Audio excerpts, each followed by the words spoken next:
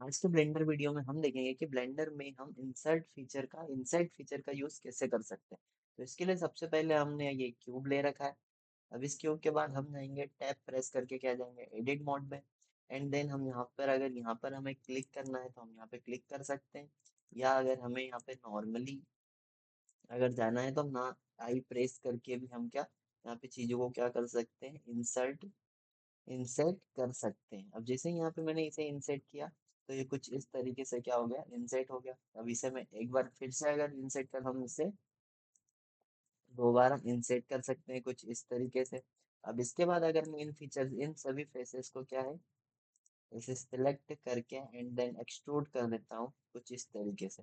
कुछ इस तरीके का एक क्या हो जाएगा, फेस हमें यहाँ पर बन के क्या हो जाएगा, शो हो जाएगा। एंड देन इसे हम कर देंगे स्केल कुछ इस तरीके से। तो कुछ इस तरीके से क्या हो गया, ये एक फेस हमारे सामने क्या एक बन के आ चुका है कुछ इस तरीके से।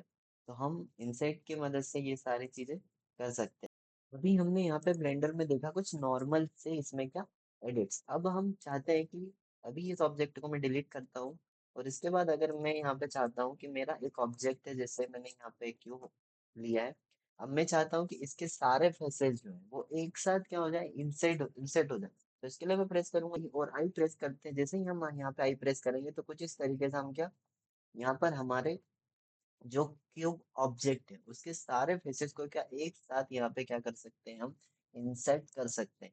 जैसे मैंने यहाँ पे किया इसे। अब फिर से अगर मैं यहाँ पे आई प्रेस करूंगा तो इसके अंदर के फेसेस भी वो क्या कर देगा, यहाँ पे क्या अब यहाँ पे इंसर्ट कर देगा। अब हम देखते हैं कि यहाँ पर ये इन ऑप्शंस का यूज क्या है। अब जैसे ही मैं यहाँ पे थिकनेस बढ़ाऊंगा तो ये क्या हो जाएगी, इसकी यहाँ पे ये जो हमने भाग इंसर्ट कर रहे हैं वो उसकी क्या हो जाएगा, उसकी ये थिकनेस को क्या बढ़ाएगा। अब यहाँ पे डेप्थ बढ़ाता है तो जैसे ही हम यहाँ पे डेप्थ बढ़ाएंगे तो यहाँ पे हमारा ऑब्जेक्ट कुछ इस तरीके से क्या हो जाएगा, इंक्रीज होने लगेगा। जैसे अगर मैं इसे यहाँ पे अगर अभी 2.5 या 2.83 या 2.87 जैसे ही यहाँ पे करता हूँ तो कुछ इस तरीके से हमारे सामने ये क्या हो रहा है, कुछ एक इस ऑब्जेक्ट प्रॉपर बन के क्या हो रहा है, यहाँ पे शो हो रहा है। अब जैसे ही यहाँ पे ये इसको करूंगा तो कुछ इस तरीके से और ये यहाँ पे क्या हो जाएगा, इंक्रीज हो जाएगा। अब यहाँ पे आता है फिर सेटर सिलेक्ट आउटर। तो जैसे ही हम यहाँ पे आउटर करेंगे तो यहाँ पे ये क्या हो जाएगा, आउटसाइड की बाउंड्रीज को क्या करेगा, ये इंक्रीज करेगा कुछ इस तरीके से यहाँ पे।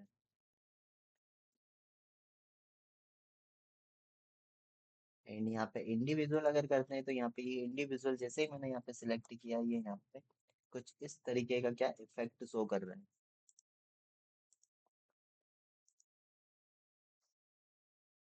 इसी में जैसे मैं यहाँ पे सिलेक्ट आउटर को हटा के आउटसाइड पर ओनली क्लिक करता हूँ, जैसे ही यहाँ पे आउटसाइड से मैंने इन सभी ऑप्शन को हटाया और जैसे ही यहाँ पे थिकनेस बढ़ाता हूँ तो कुछ इस तरीके से ये क्या हो जाएगा, एक एक्सट्रूड टाइप यहाँ पे हो जाएगा।